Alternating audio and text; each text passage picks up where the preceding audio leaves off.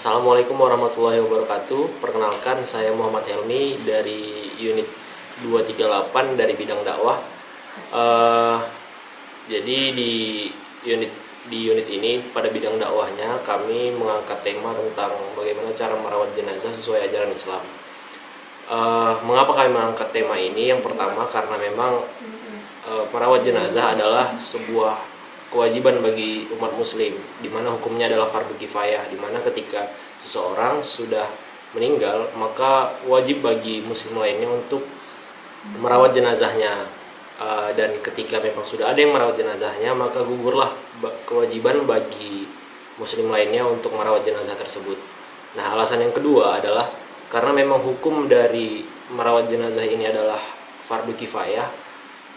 Maka penting rasanya di situasi pandemi COVID ini kami menyesuaikan diri bagaimana caranya dalam menyampaikan pesan-pesan Islam, yaitu dakwah itu kepada masyarakat dengan cara menggunakan video begitu. Nah, selanjutnya mengapa sih harus merawat jenazah? Dalam sebuah hadis Rasulullah menjelaskan hak seorang muslim terhadap muslim lainnya, sebagaimana sabda Rasulullah dari Abu Hurairah. Rasulullah bersabda, hak seorang muslim atas muslim lainnya itu ada 5, yaitu menjawab salam, menjenguk orang sakit, mengantar jenazah, menghadiri undangan, dan mendoakan orang bersin. Berdasarkan hadis tersebut, salah satu kewajiban seorang muslim pada muslim lainnya adalah merawat jenazah sesama muslim yang telah bertemu dengan al-maut. Nah, kali ini kita akan membahas tentang merawat jenazah yang terdiri dari 4, yaitu pertama adalah bagaimana cara memandikan jenazah, bagaimana cara mengkafankan jenazah, bagaimana cara mensolatkan jenazah, dan bagaimana cara menguburkan jenazah. Nah, kali ini kita akan masuk di bagaimana cara mengafankan jenazah. Pertama, setelah jenazah selesai dimandikan, tugas selanjutnya adalah mengkafankan dengan baik tentunya. Rasulullah bersabda, bila mana seorang dari kamu membungkus jenazah saudaranya, hendaklah membaguskan kafannya, mengafani dengan baik-baik. Adapun tuntunan dalam mengafankan jenazah adalah sebagai berikut. Yang pertama, kain kafan yang digunakan hendaknya bagus, bersih, dan menutupi seluruh tubuh jenazah. Yang kedua, kain kafan yang dipilih sangat dianjurkan berwarna putih dan boleh diambil dari pakaian jenazah sendiri asal berwarna putih. Yang ketiga, kain kafan untuk jenazah laki-laki berjumlah 3 lapis tanpa pakaian dan sorban. Untuk wanita 5 lapis.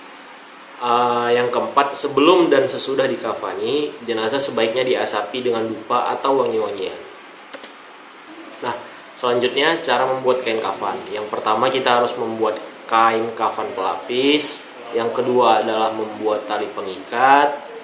Selanjutnya membuat cawat. Lalu ada membuat kerudung atau tutup kepala. Lalu ada membuat sarung. Lalu selanjutnya adalah membuat baju kurung. Nah, untuk cara mengafani jenazahnya adalah setelah kain kafan tadi sudah disiapkan beserta perlengkapannya, selanjutnya adalah tali pengikat itu disiapkan untuk nantinya akan mengikat pada 7 bagian, yaitu pertama bagian atas kepala, bawah dagu, bawah tangan yang telah disedekapkan, lalu bagian di bawah perut, selanjutnya adalah di bagian lutut, lalu di bagian betis, dan yang terakhir adalah di bagian bawah telapak kaki. Nah, selanjutnya adalah setelah disiapkan tali-tali pengikat, bentangkan kain pelapis kafan dengan susunan antara lapis 1 dengan lapis kedua itu tidak sejajar. Lalu lapis ketiganya itu berada di tengah-tengah keduanya. Selanjutnya, letakkan kain kerudung yang berbentuk segitiga di tempat yang dimana kira-kira kepala jenazah nantinya berada. Lalu bentangkan baju kurung yang telah disiapkan. Nah, bentangkan selanjutnya kain sarung di tengah kain kafan. Diperkirakan letak kain sarung tersebut pada bagian bawah perut jenazah. Selanjutnya, cawat itu diletakkan di bagian tengah, yang mana nantinya akan menutupi kubul dan dubur jenazah. Nah, selanjutnya letakkan jenazah yang masih dalam keadaan tertutup auratnya di atas susunan kain kafan yang tadi telah disiapkan. Lalu sisir rambutnya. Apabila jenazah tersebut adalah wanita, maka hendaknya kepanglah rambutnya menjadi 3. Nah, selanjutnya setelah jenazah diletakkan di atas kain kafan, pasang cawatnya di yang telah diisi kapas, lalu diberikan wangi-wangian. Kemudian tutuplah dengan lembaran kapas tersebut yang telah diberi wangi-wangian tadi pada sendi-sendinya, lalu ada siku-sikunya, mata kakinya, kemungkinan di bagian-bagian yang mana menjadi titik-titik yang diperlukan ditempatkan kapas di sana. Nah, selanjutnya lipatkanlah kain sarung yang telah disediakan tadi. Kemudian kenakan si jenazah menggunakan kain kurungnya. Nah, selanjutnya lipat kain kafan melingkari ke seluruh tubuh jenazah, lapis demi lapis, sambil ditarik dari ujung kepala dan ujung bawah telapak kaki. Kemudian diikat dengan tali-tali yang telah disiapkan tadi. Nah, kira-kira begitu.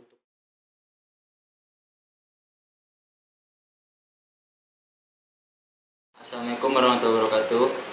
Saya Muhammad Aditya Dimas Pratama dari unit 238 akan menjelaskan tentang tata cara memandikan jenazah. Sebelumnya ada 2 cara untuk memandikan jenazah dengan cara minimal dan sempurna. Selanjutnya, hukum memandikan jenazah dalam Islam. Memandikan jenazah hukumnya adalah fardu kifayah, yang mana jika sudah ada seseorang yang memandikan jenazah, maka kewajiban bagi yang lain telah gugur atau tidak diwajibkan. Sebaliknya, apabila belum ada satu orang pun yang memandikannya, maka semua orang yang ada di kampung tersebut berkewajiban memandikannya. Jenazah yang wajib dimandikan yang pertama seorang muslim dan muslimah. Kedua ada tubuhnya. Yang ketiga kematian bukan karena mati syahid. Yang keempat bukan bayi yang meninggal karena keguguran. Orang yang memandikan jenazah yaitu beragama Islam,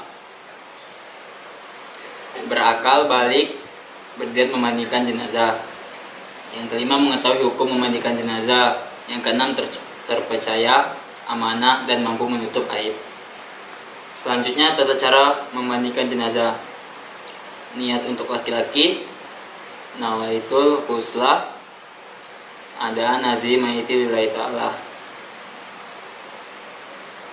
Untuk jenazah perempuan yaitu nawaitul husla adaan azihil maiti lillahi ta'ala.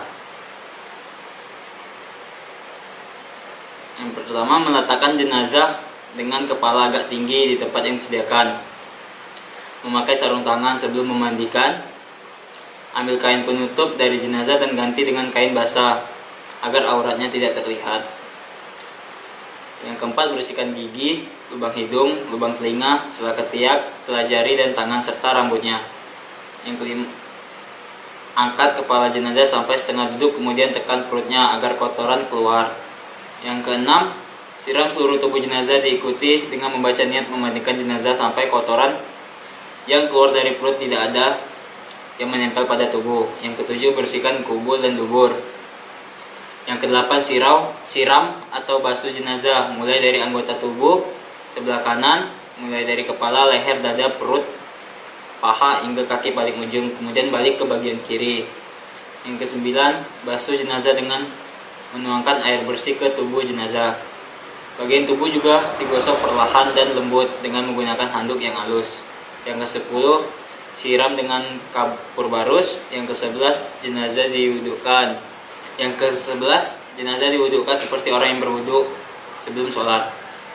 Di sini tidak perlu memasukkan air ke dalam hidung dan mulut jenazah, tapi cukup membasahi jari yang dibungkus dengan kain dan kemudian bersihkan bibir, gigi dan kedua lubang hidung jenazah hingga bersih. Yang ke-12, menyelah jenggot dan mencuci rambut jenazah memakai air daun bidara atau sampo jika tidak ada daun bidara. Yang ke-14, keringkan. Yang ke-13, basuh sekujur tubuh jenazah. Yang ke-14, keringkan tubuh jenazah dengan menggunakan handuk yang kering. Selanjutnya cara sholat jenazah. Sholat jenazah mempunyai rukun-rukun yang harus dikerjakan agar sholat jenazah yang dilakukan sah. Berikut rukun dalam sholat jenazah. Yang pertama, membaca niat. Yang kedua, berdiri tegak bagi yang mampu. Yang ketiga, mengumandangkan takbir sebanyak 4 kali takbir. Yang keempat, mengangkat tangan pada saat takbir pertama. Yang kelima, membaca surat Al-Fatihah. Yang keenam, membaca shalawat Nabi. Yang ketujuh, membaca doa untuk jenazah. Yang kedelapan, salam. Adapun tata cara sholat jenazah buat laki-laki. Yang pertama, membaca niat untuk sholat jenazah laki-laki. Niatnya usolli ala azil maiti arba'a takbiratin fardul kifayati makmuman lillahi ta'ala. Yang kedua, membaca takbir pertama dilanjutkan membaca Al-Fatihah. Yang ketiga, membaca takbir kedua dilanjutkan dengan sholawat. Yang keempat, membaca takbir ketiga dilanjut membaca doa. Untuk jenazah laki-laki yaitu Allahumma firlahu warhamhu wafihi wafu anhu. Yang kelima, membaca takbir keempat dilanjut membaca doa kedua. Yang keenam, melakukan salam dengan menoleh ke kanan dan ke kiri dalam posisi berdiri. Selanjutnya, tata cara sholat jenazah perempuan. Yang pertama, membaca niat untuk sholat, yaitu niatnya usolli ala azil maiti arba'a takbiratin fardhu kifayati makmuman lillahi ta'ala. Yang kedua, membaca takbir pertama dilanjutkan membaca Al-Fatihah. Yang ketiga, membaca takbir kedua. Yang keempat, membaca takbir ketiga. Dan yang kelima, membaca takbir keempat dilanjut membaca doa perempuan. Baiklah, wassalamualaikum warahmatullahi wabarakatuh.